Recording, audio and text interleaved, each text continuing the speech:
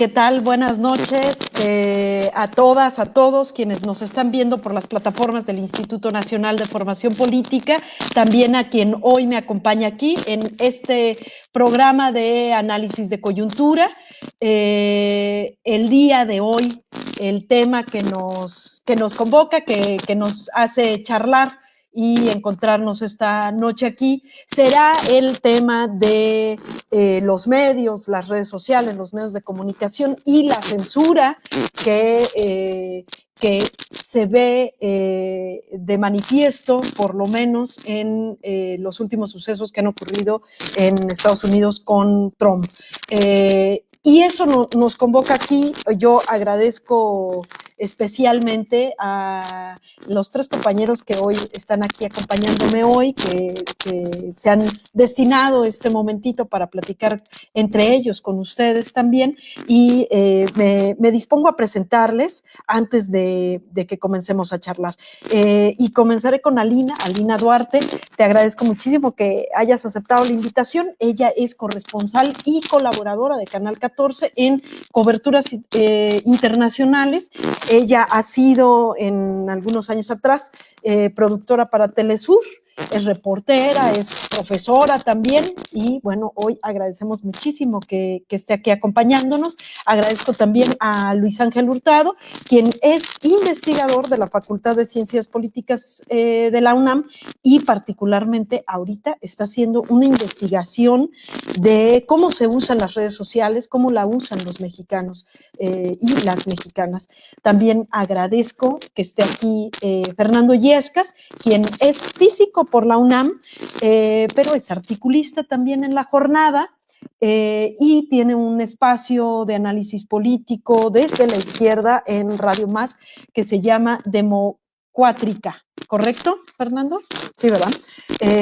Y bueno, pues yo les agradezco, Fernando, Ángel y Alina, que hoy nos encontremos aquí para platicar de este tema. Recientemente vivimos estos sucesos al respecto del Capitolio, lo que ocurría en Estados Unidos, y derivado a eso se vino una oleada de temas al respecto de las redes sociales, los medios de comunicación, la censura, y bueno, qué decir lo que estamos viviendo en nuestro país con la reciente noticia de que ya tampoco vamos a poder tener mañaneras del presidente, ¿no? O sea, creo que se atraviesa también el tema visto desde nuestro país, que no es aislado, ¿no? Y con esto, si gustan, empezamos con una primera ronda para adentrarnos al tema. Yo creo que hay cosas claves de qué platicar, de qué hablar, es decir, se habla de las redes sociales, de los medios de comunicación, democráticos, no democráticos, si son de libre o no de libre expresión, ¿no? Yo creo que podríamos comenzar con esta mirada como muy general y nos vamos metiendo un poco más al tema. Y pues Alina, te escuchamos a ti primero. Adelante, bienvenida.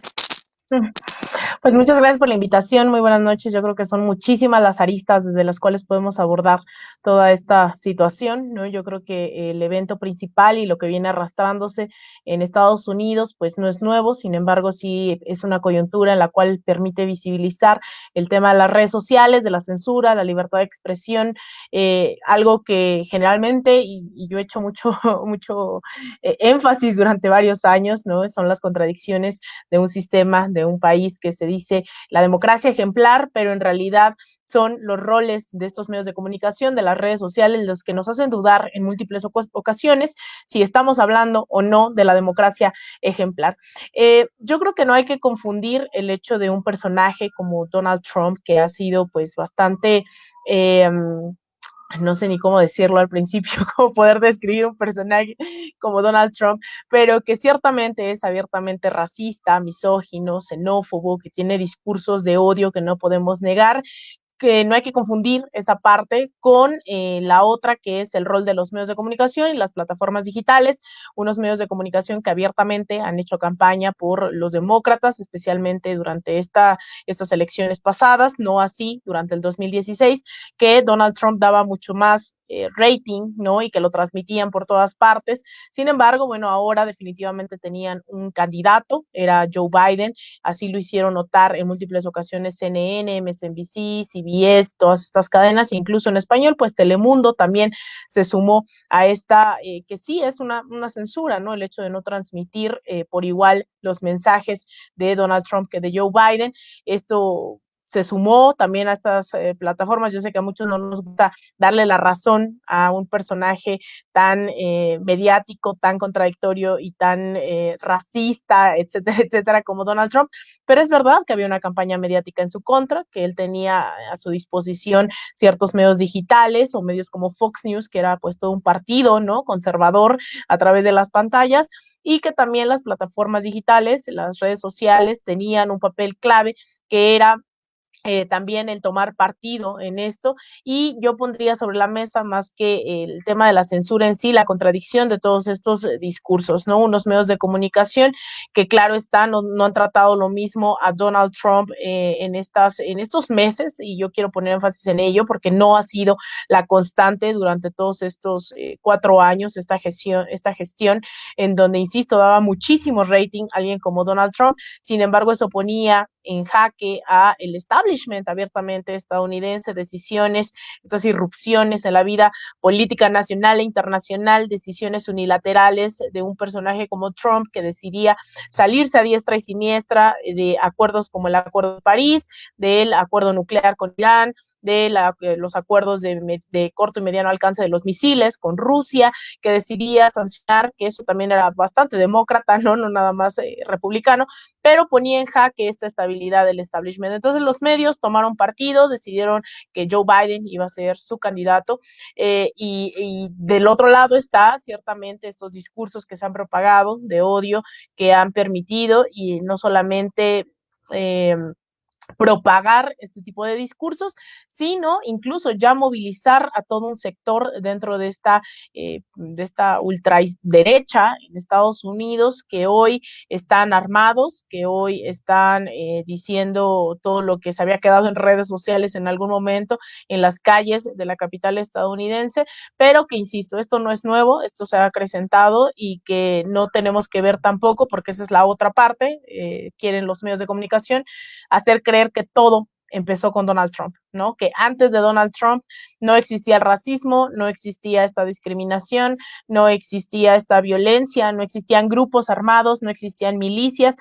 Hoy, en pleno 2021, existen decenas de células del Ku Klux Klan, por ejemplo, no siguen operando abiertamente. El Centro de Pobreza del Sur, una de las organizaciones que registra esto, habla de cientos de grupos de odio alrededor de Estados Unidos actualmente activos.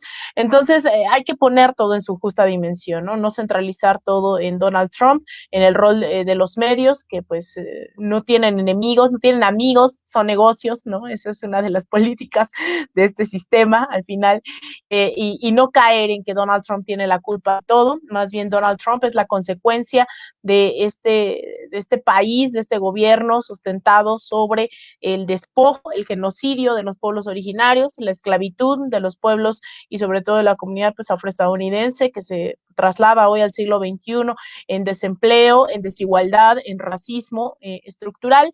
Es decir, eso es Estados Unidos, ¿no? No solo es Donald Trump, y también recordemos que Donald Trump es consecuencia de un gobierno de Barack Obama, que se presentó como la gran apuesta y de la libertad en todo sentido, de la democracia, ¿no? De casi que del fin del racismo, y ahora vemos que no es así, y nos enfrentamos a lo que parece ser será una tercera administración de Barack Obama con Joe Biden. Entonces, mucho sobre la mesa, muchas contradicciones, no solamente el tema de la censura. Entonces yo por el momento lo dejaría ahí, ¿no? Gracias, Alina. Pues pone algo sobre la mesa más. Alina, todavía hay que ponerle sal aquí a la plática, y por qué no también limón, ¿no? Y el tema de la contradicción. Fernando, a ver, en esta primera participación, ¿qué opinión te merece lo acontecido? Te escuchamos. Sí, buenas noches aquí al público que esté por allí en la red.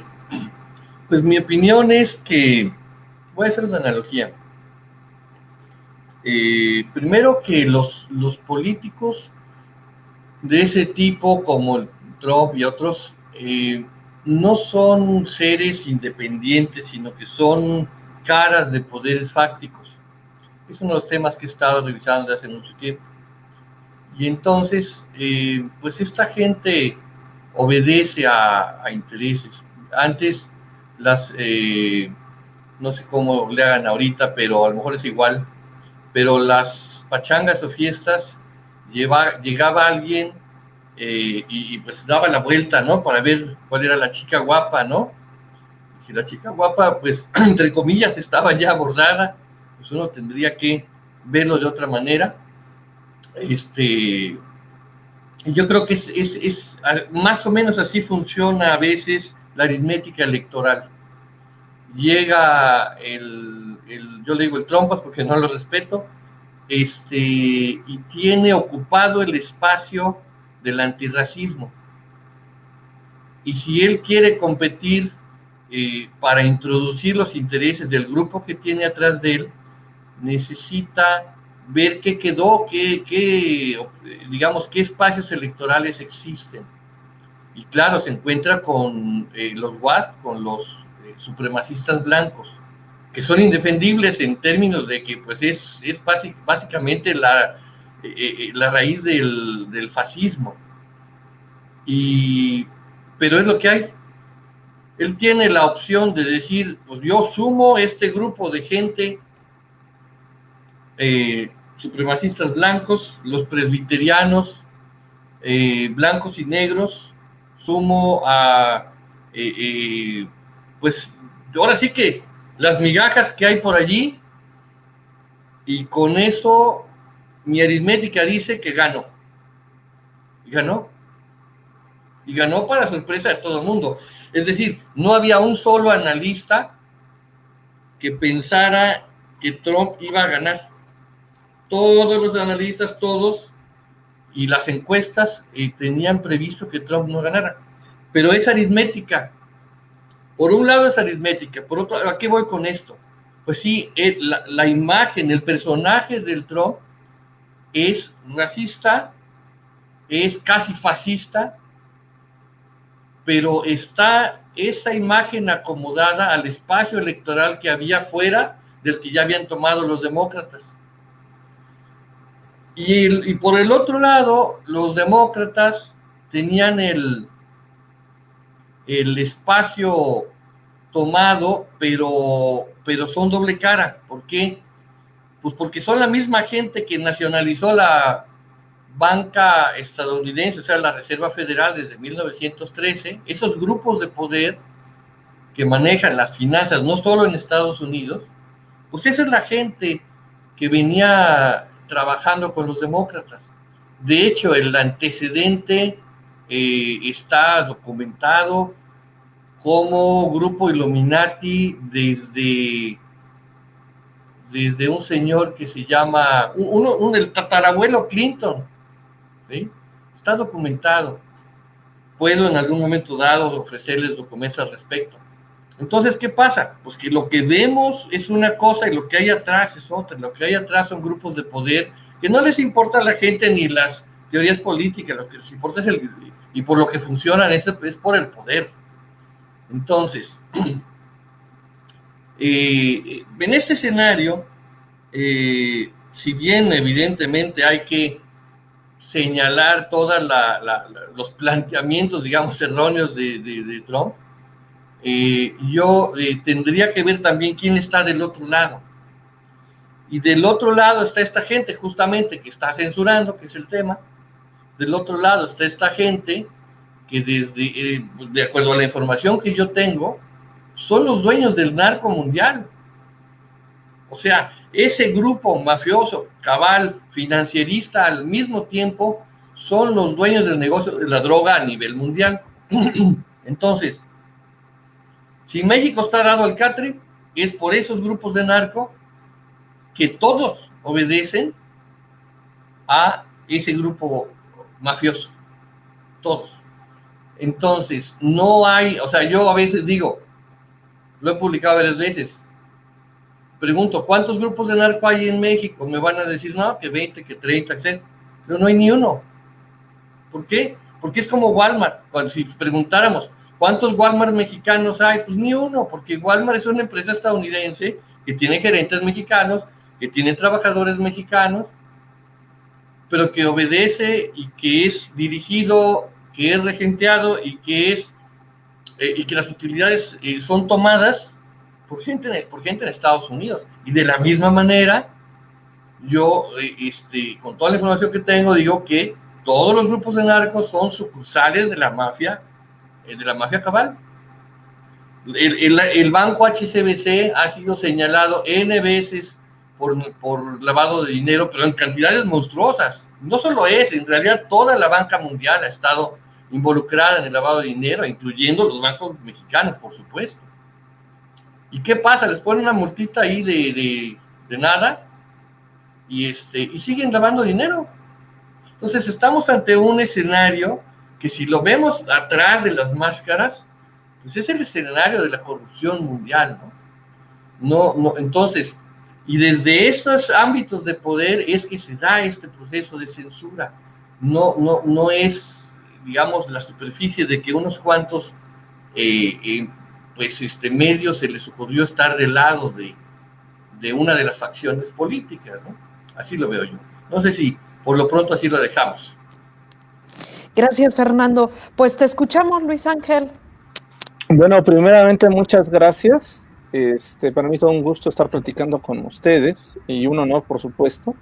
Voy a tratar de esquematizar un poco esta parte que estamos viviendo desde el punto de vista de la comunicación, pero desde el punto de vista de la comunicación política. Creo que estamos en un escenario en el cual estamos viviendo dos cruces de dos modelos de comunicación relativamente opuestos. Por una parte tenemos un modelo de comunicación tradicional o un modelo de comunicación que prosperó durante muchos años, no solamente en nuestro país, sino en todo el mundo. Un modelo de comunicación que estaba basado en tres elementos: en los discursos políticos, en los discursos mediáticos y en los discursos emanados desde la sociedad civil. Este modelo de comunicación política estaba encabezado principalmente por los medios que existían en su momento, que son la prensa, la radio, la televisión y en algunos aspectos el cine. Estos medios de comunicación jugaban no un papel de manera aislada, sino era un papel protagónico, al grado que muchos especialistas determinaron precisamente que este modelo de comunicación política podía determinar pues quién realmente podía llegar a puestos de representación popular o podían llegar a ciertos espacios precisamente de toma de decisiones. Se llegó a hablar en algunos espacios sobre la famosa mediocracia o el famoso cuarto poder. Este modelo de comunicación se basaba precisamente en que los discursos políticos, para poder llegar a la sociedad civil organizado, tenían que pasar forzosamente por los medios de comunicación. O sea, había una mediación entre estos, estos tres elementos, pero donde precisamente los medios de comunicación tradicionales, la prensa, la radio y la televisión, y en algunos casos el cine, decidían dos cosas. Por una parte, cuál era el tema que se iba a agendar o se iba a proponer o cuál se iba a debatir, pero por otra parte también estos medios de comunicación decidían de quién iban a hablar y cómo iban a hablar de ese personaje o de ese tema. Por lo tanto teníamos, y en el caso de México, este modelo de comunicación prosperó hasta todavía el 2012. Hasta el 2012, porque precisamente este modelo de comunicación le atrajo a un gran beneficio a un sector o a una denominada élite política, pero también le trajo mucho beneficio a una élite mediática, que eran precisamente los propietarios de estos medios. Y también le trajo en determinados momentos cierto beneficio a una élite social, que estaba encabezada principalmente por algunos líderes de opinión o algunos intelectuales o algunos líderes de algunas organizaciones civiles. Bueno, con la irrupción precisamente de Internet, este modelo de comunicación política pues empezó a desquebrajarse, empezó a entrar en crisis, porque precisamente el modelo de comunicación política que existía empezó a generar un actor político que ya existía, pero que empezó a cobrar cierto protagonismo. ¿Cuál es este actor político que empezó organizada? La sociedad civil organizada que empezó no solamente a opinar sobre los temas de agenda, sino también sobre los temas que proponían los diferentes medios de comunicación. Y esta sociedad civil organizada empezó a comentar, pero sobre todo a ser participativa sobre el quehacer, sobre las decisiones, sobre materia político, sobre las diferentes acciones que tenían los políticos y los medios de comunicación. Pero sobre todo empezó a cuestionar el papel de los medios de comunicación en decidir qué era bueno para la sociedad y qué no para la sociedad. Y bajo ese esquema vimos que empezamos a percibir que la sociedad civil materializó uno de los primeros precedentes históricos que actualmente estamos viviendo, que es el principio de libertad de expresión.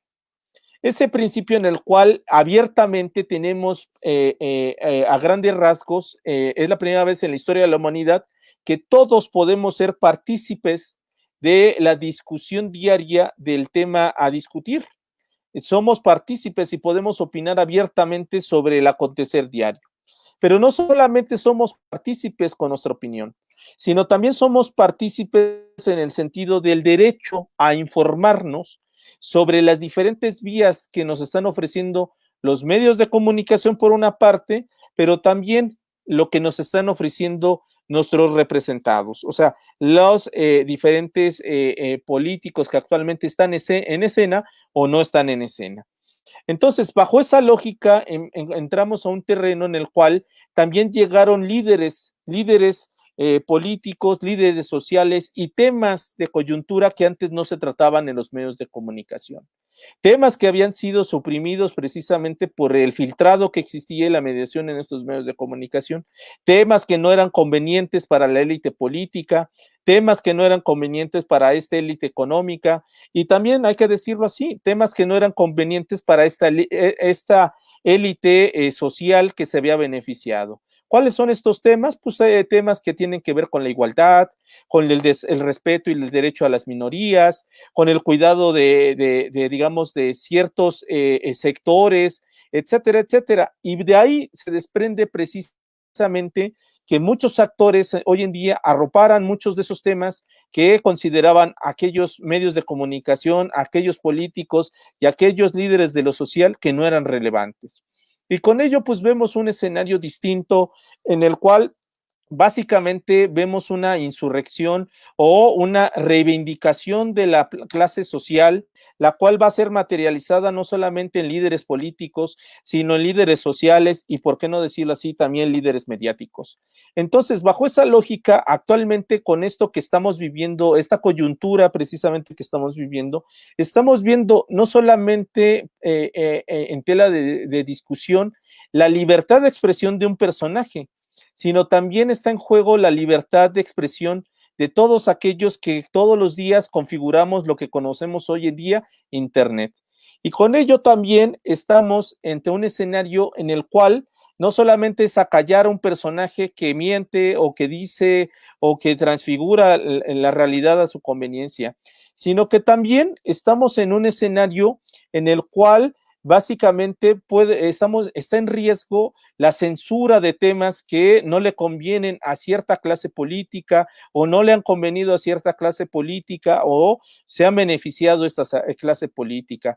Y también estamos en riesgo ante la censura hacia precisamente acallar temas que muchos medios de comunicación acallaron durante mucho tiempo. Y también estamos en riesgo a acallar ciertas temas que muchos líderes de la sociedad civil pues básicamente acallaron durante mucho tiempo. Y precisamente ese tema es el que debemos de poner en esta mesa de análisis. Si debemos de defender precisamente no solamente al personaje, o debemos de defender precisamente el derecho que tenemos todos a la libertad de expresión que hemos ganado precisamente con la llegada de Internet, o si tenemos que defender ese derecho a la libertad de información que también nos benefició con la llegada de Internet. Con esto cierro esta primera participación y abro precisamente esta mesa de análisis con mis colegas aquí presentes. Muchas gracias. Gracias a ti, Luis Ángel. Yo creo que pone algo sobre la mesa y que podríamos analizarlo por ahí. Es decir, ¿qué hay detrás de esta censura? Es decir, la censura es hacia el personaje, es hacia Trump. ¿Qué representa Trump en ese sentido? ¿A qué estarían acallando realmente con esta censura? Porque, bueno, esto atraviesa una geopolítica también importante. Alina, te escuchamos.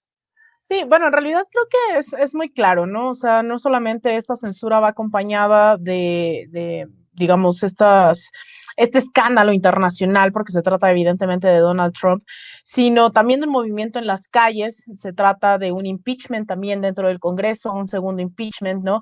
Creo que ahí hay toda una ruta legal, mediática, política, para tratar de contener a un Donald Trump que, si bien ha perdido por la vía de las urnas, sean lo más antidemocráticas a mi considerar, ¿no? Que yo creo que a veces se nos tiene que quitar esta idea de la democracia ejemplar y entonces empezar a hablar de que esto ya estaba en riesgo, la libertad de expresión ya estaba en riesgo, ya estaba siendo atacada, ya no es algo nuevo. Algunos saben, yo me regresé apenas el año pasado de vivir en Estados Unidos, yo era corresponsal allá, entonces no se nos trataba definitivamente a quienes hacíamos estas voces disidentes. Yo trabajaba para Telesur, un canal claramente pues que busca estar desde abajo, ¿no? De abajo, y no es mentira ni no es secreto que también a la izquierda. Entonces eso, el trato desde ahí era distinto, ¿no? Entonces esto no comenzó, insisto, con Donald Trump, esta libertad a la prensa. Ya tenemos el ejemplo más claro que a nivel internacional creo que hemos fallado como comunidad, lograr poner en libertad a Julian Assange. Julian Assange es el claro ejemplo de que esta libertad de expresión ha sido atacada a todas luces por Estados Unidos, por sus aliados, que es lo mismo que hoy estamos viendo, pero a menor escala. Julian Assange puso en duda justamente esta democracia que dicen nos llevan a través de bombas, de balas, a través de intervenciones, golpes de estados, invasiones. Él nos demostró que no era así, que no se nos estaba mintiendo. Incluso también estos cables que se dan a conocer también afectan, ¿no?, la vida política en México, el papel de ese momento de los gobiernos en México en contra de quien era en ese momento oposición, como el mismo Andrés Manuel lo ha dicho. Revelaron, ¿no?, todo este entramado de lo que había detrás de este imperialismo, que a veces incluso a colegas les cuesta trabajo nombrarlo como es, ¿no?, el imperialismo estadounidense. Entonces, yo creo que esto ya estaba en riesgo.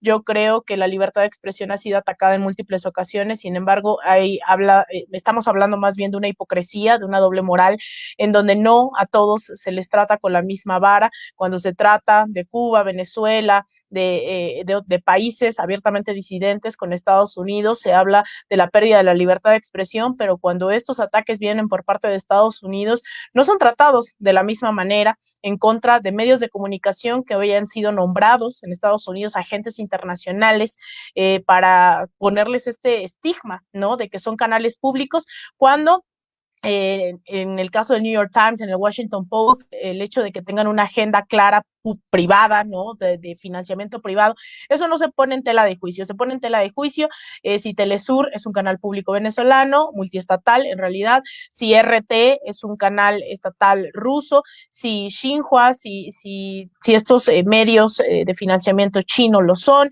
etcétera, etcétera, ¿no? O sea, yo creo que ahí a veces todavía no llegamos al fondo de este estigma que a veces nos dejamos llevar por la inercia de lo que manda y dice Estados Unidos. Pues yo creo que ya estábamos en riesgo desde hace mucho tiempo, ya habían sido los ataques múltiples. Hoy estamos hablando del presidente de los Estados Unidos, que está tratando con una agenda, yo lo vuelvo a insistir, de estos grupos empresariales, de cierta parte de la burguesía, porque no toda está, algunos de ellos están con Trump todavía, el cierto lobby, por ejemplo, armamentista, bueno, ni siquiera todos, pero el lobby, por ejemplo, de las armas, que financiaron su campaña, ¿no? Obviamente les interesaba una política más abiertamente de portación de armas en vez de que se regule la misma. Es decir, hay una disputa obviamente de poder detrás de cada una de estas acciones, pero hoy lo que estamos viendo es que es de forma masiva, ¿no? Y solo no nos dejemos llevar con que Trump es el único responsable de todo lo que está ocurriendo hoy en Estados Unidos. Hoy los medios de comunicación son abiertamente, tienen abiertamente una agenda en contra de Donald Trump, las redes sociales, estos ciertos lobbies, ¿no? Entonces yo creo que iría más por ahí, no creo que sea un secreto que están tratando de parar a Trump, incluso hacía yo unas entrevistas hace unas semanas con estas personas que se están movilizando a favor de Donald Trump y lo que me decían es, bueno, nosotros estamos dispuestos a seguir apoyando a Trump en el 2024, sea él, o sea Ivanka, o sea Trump Jr. o cualquiera de ellos. Hoy están movilizados, hoy están armados, hoy están en las calles, pero hoy no nada más se trata de Trump, se trata de un movimiento que también hay que saberlo caracterizar. No todos son supremacistas blancos, no todos son neonazis, muchos de ellos son clase trabajadora que han visto beneficiada su capacidad adquisitiva durante 4 años, que están esperanzados de que se les dé trabajo, que han visto esa derrama económica de la población y que por eso están apoyando, ¿no? No todos son supremacistas, ni mucho menos, y creo que desde ahí hay que entenderlo. Es gente que tiene una agenda, claramente algunos de ellos neonazis, supremacistas, algunos de ellos empresarial, defensa de intereses económicos, pero que no todos son exactamente lo mismo, ¿no? Y yo creo que el papel de los medios ha sido clave para también meter en esta dinámica de republicanos contra demócratas, cuando hay un sector ampliamente de por medio que no está representado en el bipartidismo estadounidense. Fernando, te escuchamos. Sí, bueno, pues bueno, es para tratar de darle un poquito de sustancia a lo que había comentado antes. Quiero compartir una imagen. Esta imagen tiene que ver, permítanme, estoy viendo cómo está la cosa.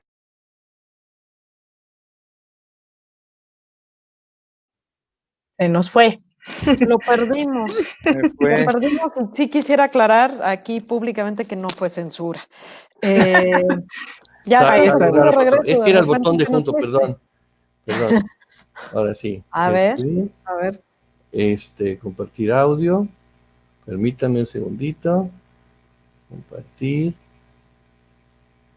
Permítame, es que tengo que seleccionar esto. Compartir. Y ahora sí, estamos en posibilidad de ver una de las imágenes que tenemos aquí preparadas. Ok.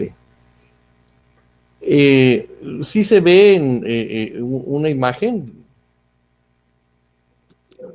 Así es, sí, Fernando, se Okay, alcanza a distinguir tu imagen. Muy bien, entonces, lo que quiero mostrar aquí es una imagen que agrupa, son tres organizaciones que son la Comisión Trilateral,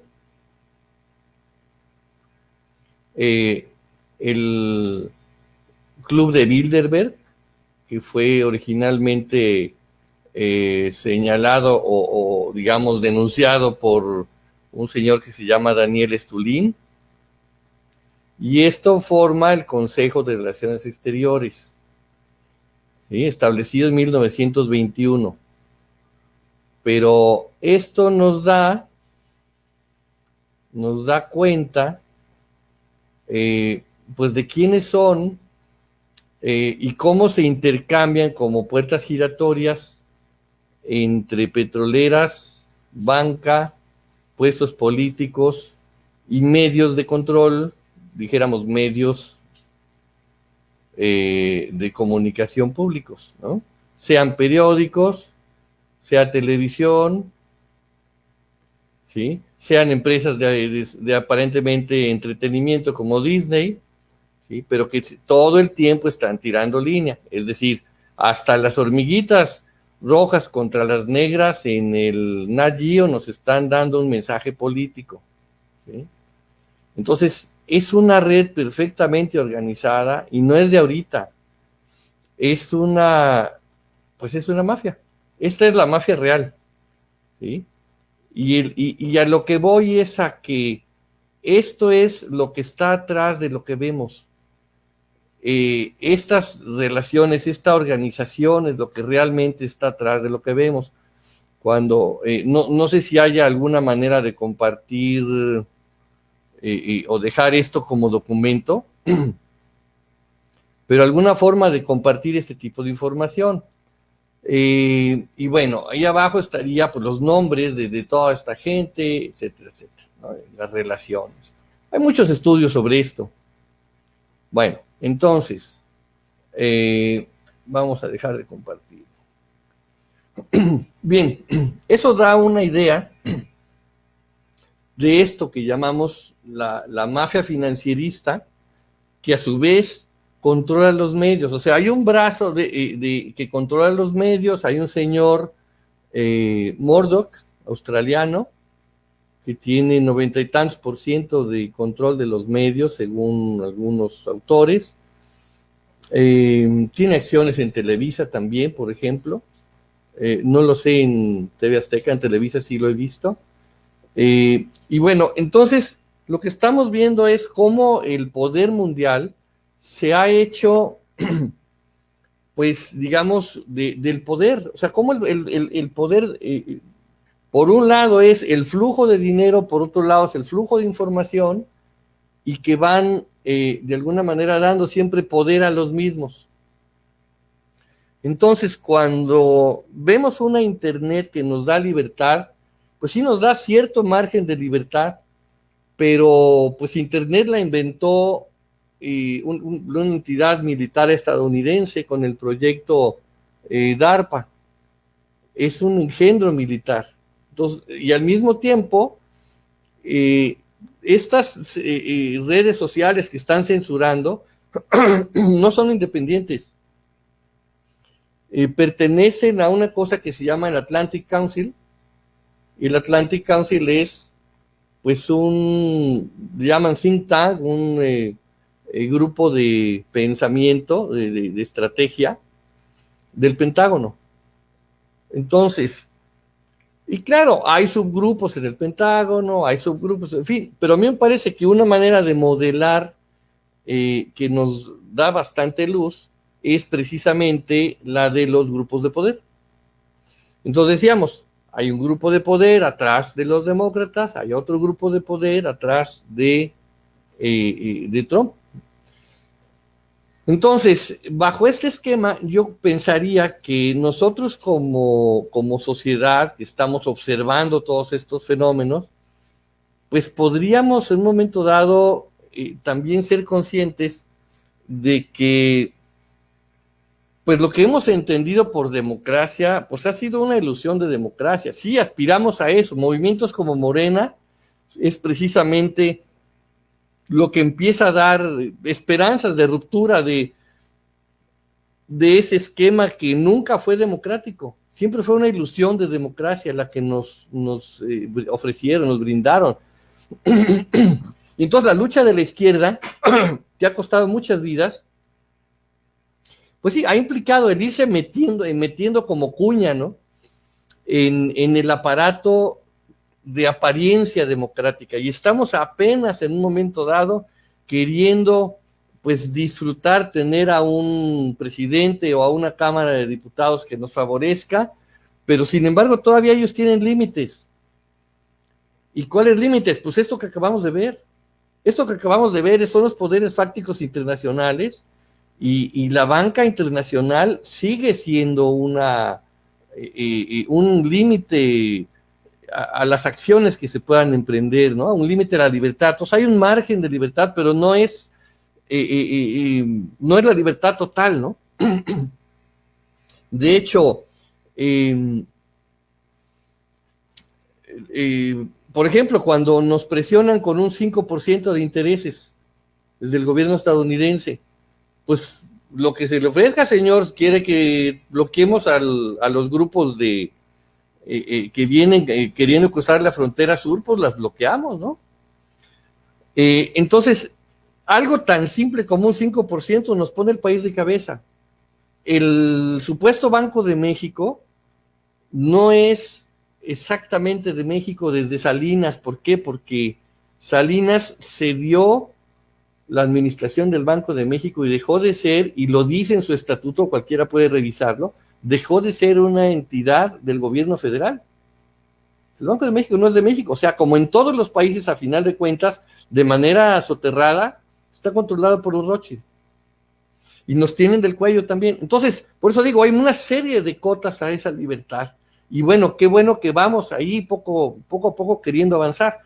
Y bueno, nosotros como ciudadanos tenemos relativamente poco margen de acción, pero ciertamente ganar en las urnas y ciertamente mandar al basurero todas las redes que proceden de este poder que le han llamado, yo le llamo Gafatac, Google, Amazon, Facebook, WhatsApp, Twitter y el Atlantic Council, todo ese entramado que nos da una supuesta libertad, pero que nos espía en cada letra que escribimos en la computadora y en cada palabra que sale de nuestra boca, esa supuesta libertad vigiladísima, pues es algo que tenemos que rechazar, y tenemos que construir como país sistemas de redes sociales propias, y tenemos que, y de hecho inclusive lo mencionó en algún momento dado Obrador, y tenemos que pues estar conscientes de dónde estamos parados. Ojalá tuviéramos mayores márgenes de libertad, pero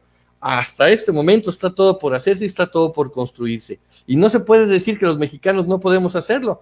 El algoritmo de Google lo inventó un mexicano. Claro, un mexicano, un poco patriota, porque estudió en el TEC de Monterrey, ¿verdad? Entonces fue a vivir a Estados Unidos, y bueno, allá él fue el maestro que dirigió una tesis de maestría para 2 personas que fueron los que hicieron el algoritmo para Google, pero el que realmente les dijo, mira, el algoritmo es así y asado, fue un mexicano. O sea, en México tenemos talento de sobra. En Jalapa, no puedo decir quién, pero hay un señor que inventó el sistema de navegación de los misiles Patriot que usa Estados Unidos. O sea, talento en México sobra, pero necesitamos pues ir ganando en independencia, y necesitamos por lo pronto irnos a las redes que no son las gringas, o sea, Telegram, BK, TikTok, cualquiera que no sean esas, tendríamos un mayor margen de libertad respecto a esta censura, porque ahora, por ejemplo, hasta la doctora Acevedo de Querétaro publica como científica como dijéramos, datos sobre las deficiencias en términos de rigor científico de los procedimientos de la vacuna de Pfizer y las enormes deficiencias con respecto a la prueba PCR. Y entonces dice, bueno, pues las deficiencias científicamente hablando son tal y cual. Bueno, pues resulta que Facebook llega a la censura. ¿Y cómo la censura? Pues le echa la culpa a su, ¿cómo dice? Su censor tercera parte. El censor tercera parte es una editorial que se llama Criterio, que es la editorial dueña de Animal Político. Entonces el letero dice, Animal Político dice que esta mujer está diciendo mentiras. Entonces resulta que un chayotero, sin ninguna credencial científica, está censurando a una de las universidades más prestigiosas del país y a una de las investigadoras más prestigiosas del país. Además, en la materia que conoce, ella es una persona que es capaz de secuenciar ADN, y además ha estado secuenciando el COVID, sabe más que la mayor parte de la gente en este mundo de qué está hablando. Y un chayotero cualquiera dice que no, que no le gusta porque contradice a la no sé quién de la OMS o a no sé quién de no sé dónde. Bueno, la doctora ahorita está buscando, y le estamos ayudando a ver si consigue réplica. ¿Por qué? Pues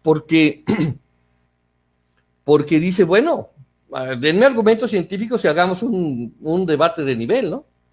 Entonces, es muy grave, porque ahora resulta que un chayotero asociado con Facebook tiene mayor peso que una de las universidades más prestigiosas de nuestro país y de las investigadoras más prestigiosas de nuestro país. Entonces, definitivamente, sí, tenemos que dar la batalla. Luis Ángel, para cerrar esta segunda ronda, te escuchamos. Bueno, gracias. Sí, estoy de acuerdo con los planteamientos que hacen mis colegas aquí en el panel.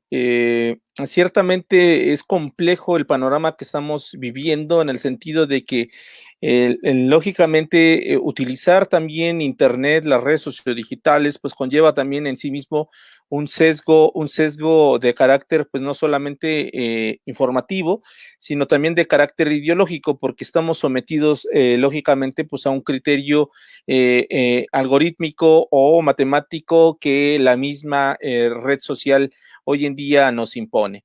Pero creo que en ese sentido, y en ese sentido estoy de acuerdo con lo que dice Fernando, en el sentido de que también es necesario en muchas ocasiones hacer un criterio de libertad y de soberanía también tecnológica. Es un debate que se ha venido destacando desde los últimos años sobre la necesidad de también crear una red social más cercana, digamos, a las necesidades de América Latina. Ya hubo un intento que se hizo en Brasil hace algunos años, no tuvo, digamos, tanto apogeo en el sentido precisamente porque carecía, digamos, de ciertos elementos de popularidad entre la sociedad brasileña y algunas sociedades latinoamericanas. Sin embargo, ya hay un precedente que es interesante y en ese sentido sí es necesario también recurrir. Pero más allá de eso, porque también hay que ser honestos en esta parte, hacer toda la parte, digamos, algorítmica y la parte que tiene que ver con el diseño y la construcción de una red social nos puede llevar no solamente algo de tiempo, sino también importantes recursos, sino que hay que basarnos también en la potencialidad que actualmente nos están otorgando las redes sociodigitales. Y con ello quiero centrarme precisamente en algunos de los elementos que hemos vivido con el uso precisamente de la tecnopolítica o tiene que ver precisamente con el uso del ciberactivismo. Estos dos recursos, por una parte, voy a explicar el de la tecnopolítica, que es precisamente el uso que nos ofrece o las herramientas que nos ofrece para la difusión de ideas políticas, no solamente de los políticos o los partidos políticos, sino también a la misma sociedad civil, y utilizarlo a partir de ello. Ha habido casos en el cual precisamente la tecnopolítica ha permitido a muchos políticos, a muchos medios de comunicación y a muchos miembros de la sociedad civil poder hacer prevalecer ciertos discursos, ciertas narrativas, ciertas propuestas y sobre todo ser abanderados de causas que en muchos casos otros medios de comunicación, otros líderes políticos o en algunos otros casos también ciertos líderes de la sociedad civil nunca habían retomado. Y con ello pues vemos muchos movimientos que hoy en día pues están acuñando precisamente todo ello y justamente es uno el que estamos viviendo hoy actualmente en México, que fue acuñado precisamente como un movimiento que partió desde la sociedad civil y desde diferentes grupos de la sociedad y que hoy en día pues dio como resultado el partido que actualmente pues está encabezando no solamente una causa política, sino también una causa de carácter social, ideológica y la reivindicación de muchos sectores que antes no eran escuchados o no eran por lo menos retomados en los ideales políticos y mediáticos. Entonces, bajo esa lógica, la tecnopolítica puede ser utilizada con las herramientas que actualmente nos dota Internet. Sí, podemos hacer uso también de estas herramientas para reivindicar ciertas causas que tenemos hoy en día. Pero bueno, quiero llevar también a un terreno el cual creo que también puede abonar en ese sentido, que es el terreno precisamente del ciberactivismo. El ciberactivismo también como un modelo a seguir, que ha jugado un papel importante no solamente en nuestro país, sino en muchas otras partes del mundo.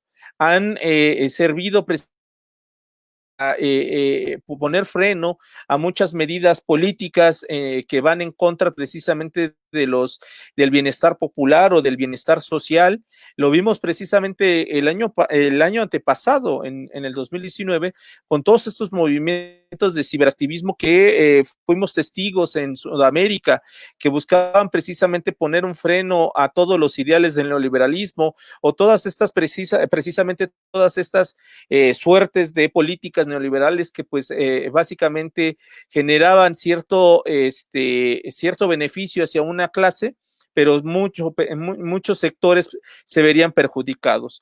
Entonces, bajo esa lógica, tenemos también las opciones de hacer el uso correcto o el uso que nos dota las redes sociales y, por supuesto, hacer uso de las redes que actualmente pues son construidas pues desde los Estados Unidos en algunos casos y en algunos otros casos desde el Reino Unido o otros sectores.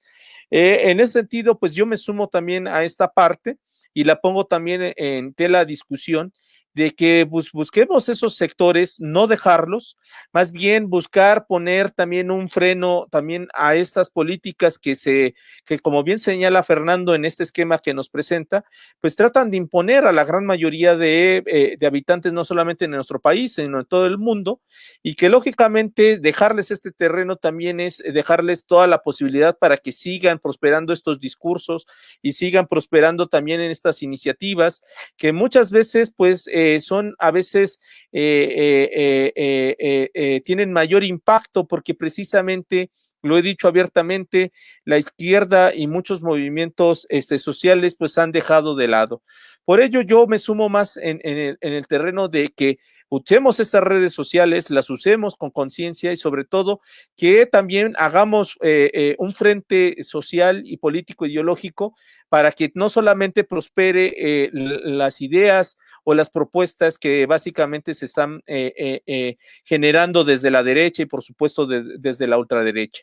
En este sentido, pues vuelvo a poner otra vez en tela de discusión en esta mesa, pues que hagamos uso de esas redes sociales y por supuesto, también aquí yo sí le tomo la palabra a Fernando en el sentido de que creemos también soberanía nacional digital. Es hora que también nosotros pongamos en tela de juicio y pongamos también en tema de discusión la necesidad también de tener en este sentido la soberanía digital. Con ello cierro mi participación. Gracias.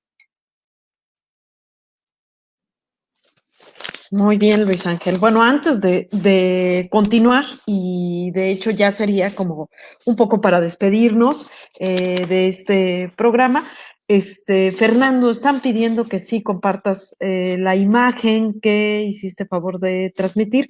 Lo puedes hacer a través del chat y si no, me comprometo que me lo hagas llegar a mí y lo transmitimos ahí en alguna de las plataformas del instituto. Tú lo puedes hacer desde este momento ahí en el chat. Podrías compartir ahí el archivo. Eso por un lado. Y bueno, yo les pediría que en un cierre muy breve pudiéramos despedir esta mesa. Yo sé que el tema da para mucho más. Sé también que hay muchas miradas, hay muchas aristas de este tema. Yo únicamente voy a poner un poco más el tema y traerlo un poco más a colación hacia acá. Si bien sabemos que ya estaba en riesgo la libertad de expresión, digo, o este momento que recién ocurrió en Estados Unidos con lo que estamos platicando de Trump, lo pone como más a carne viva, pues, ¿no? Es más palpable esta situación. Lo que sí llama la atención esta comparación que recientemente se hizo de Ugalde, el antiguo del INE, quien hace compara lo ocurrido en el Capitolio con lo que ocurrió en el 2006 en nuestro país.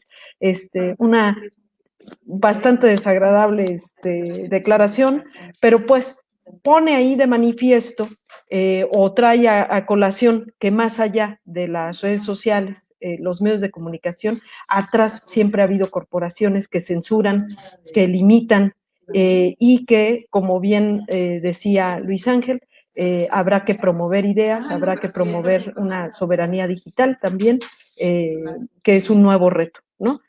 Yo dejaría este comentario y les pediría que de manera súper breve, estoy hablando de 1, 2 minutos para poder concluir y se puedan despedir. Adelante, Alina. Bueno, sí, a manera de cierre, justamente yo quería traer a colación como por qué estar mirando hacia Estados Unidos cuando estamos en México, cómo retomar el tema de los medios de comunicación. Uno de esos ejemplos es justamente este debate sobre el 2006. Detrás de la batalla mediática está la batalla por las narrativas y en un periodo de corto, mediano y largo alcance está la disputa de cómo se crea esa historia, ¿no? La historia de los vencedores o de los vencidos. Yo creo que no es por minimizar, no hay que minimizar más bien este debate sobre la censura en Estados Unidos, porque se abren estas grietas en las cuales es más fácil retomar estos temas. En otro momento nos dicen conspiranoicos, castrochavistas, etcétera, etcétera, pero esto permite visibilizar que es una realidad el manejo, el control de los medios, de las narrativas, etcétera, etcétera. Ejemplos hay múltiples. En el caso de simplemente en el 2020, bien lo retomaba el compañero, también ahí diciendo, bueno, estos movimientos no se les trató igual a los movimientos, las rebeliones, el estallido social en Chile, donde al principio eran alborotadores y después ya se les dijo, ¿no?, que estaban en contra de todo ese, en la cuna del neoliberalismo, estaban tratando de desmantelarlo.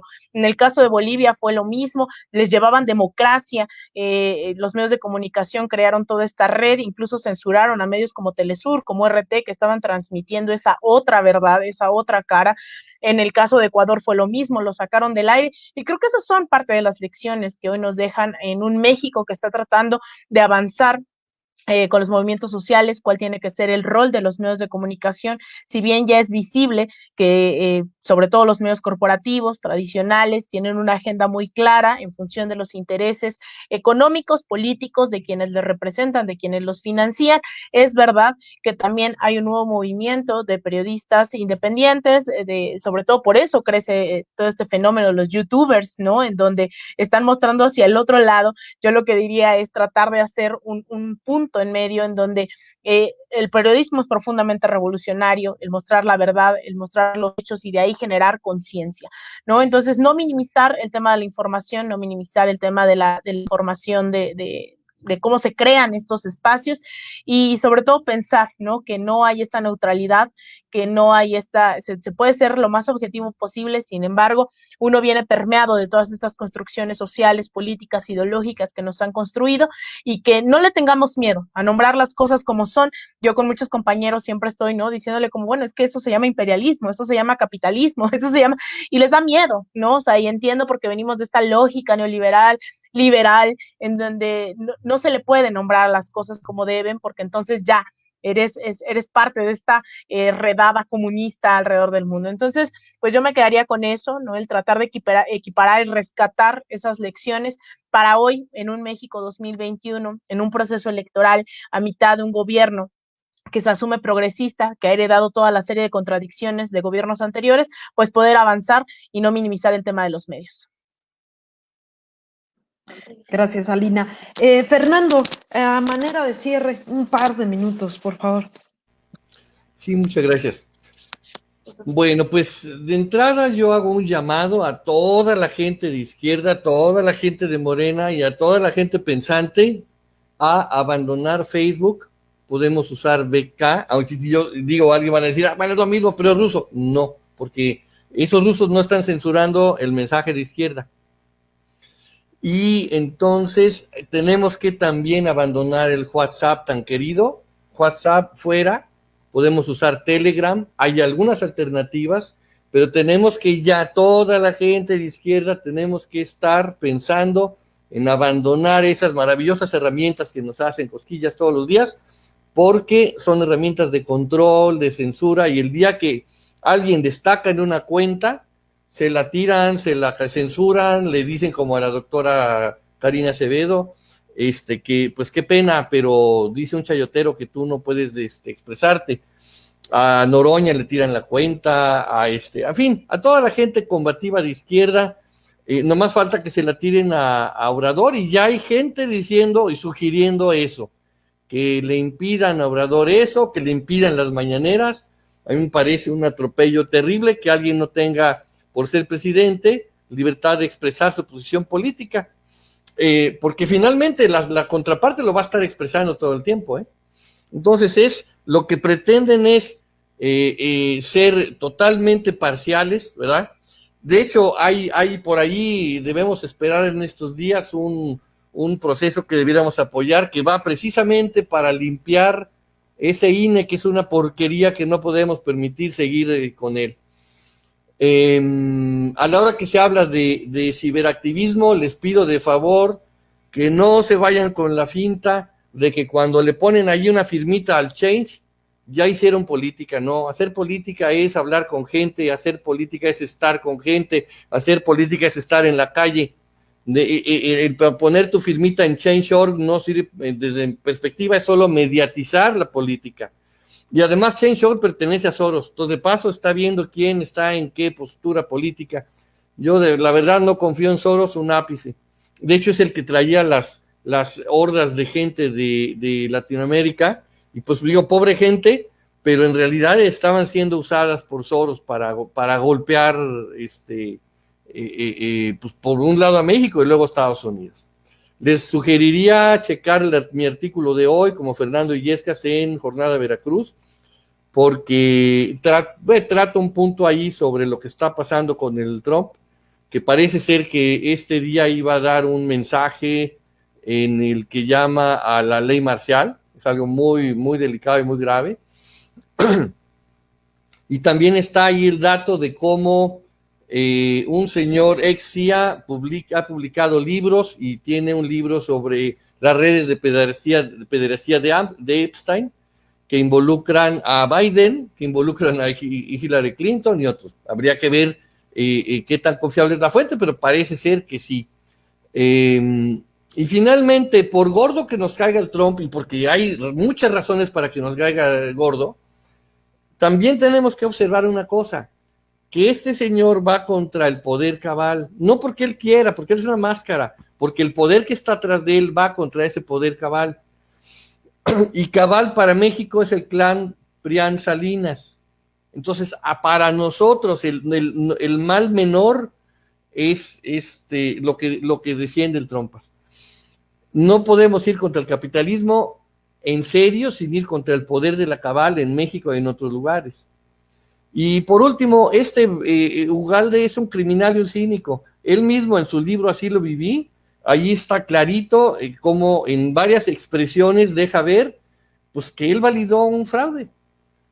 Entonces, pues esa es nuestra tarea. Necesitamos ir contra esta gente, contra estas redes, y pues cada día a ver cómo nos reinventamos para seguir peleando por pues nuevos gobiernos de la esperanza, ¿no?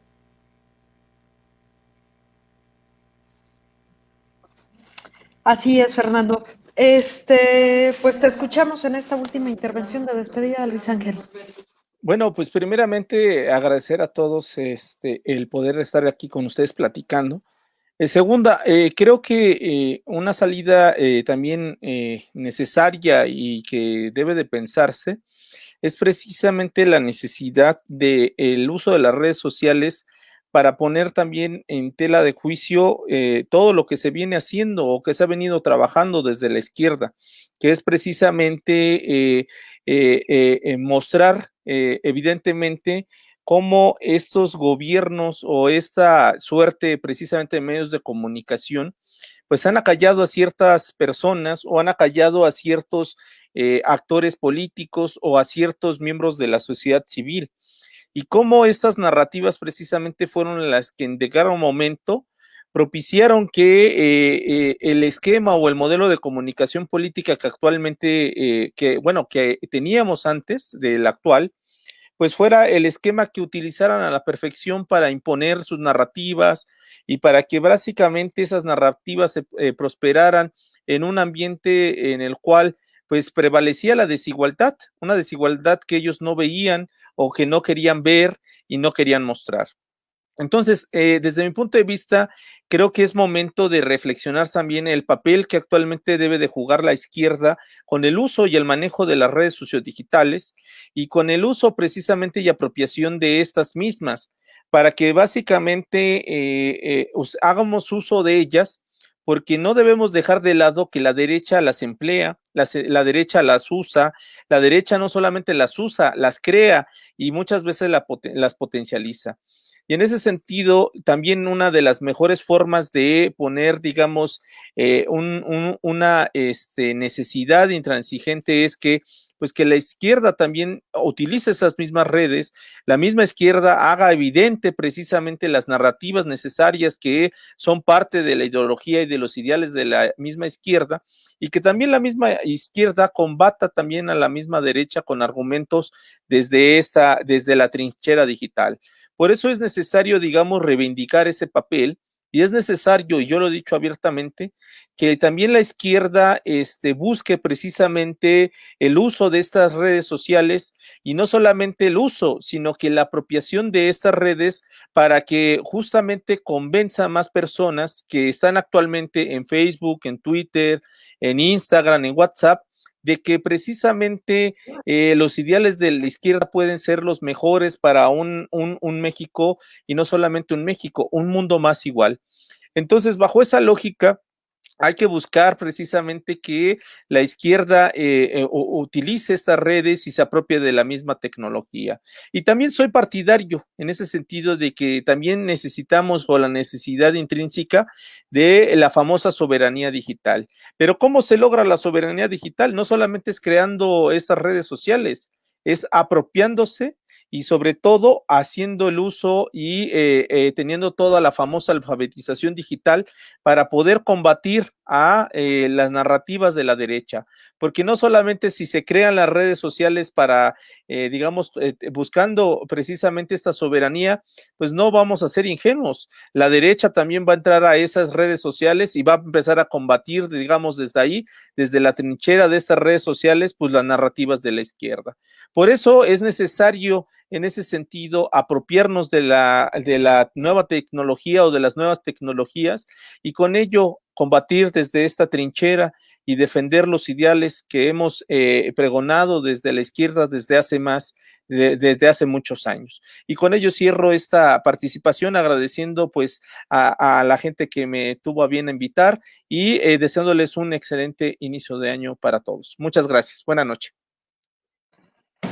Pues sin más, con estas palabras que nos dice Luis Ángel, nos queda también tarea a todas y a todos, ¿no? Buscar espacios de que la narrativa no solamente quede en unos cuantos, las redes sociales también tienen que ser soberanas.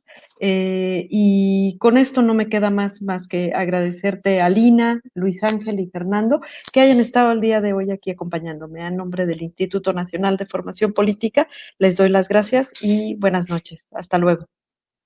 Hasta luego. Bye. Hasta luego, buenas noches.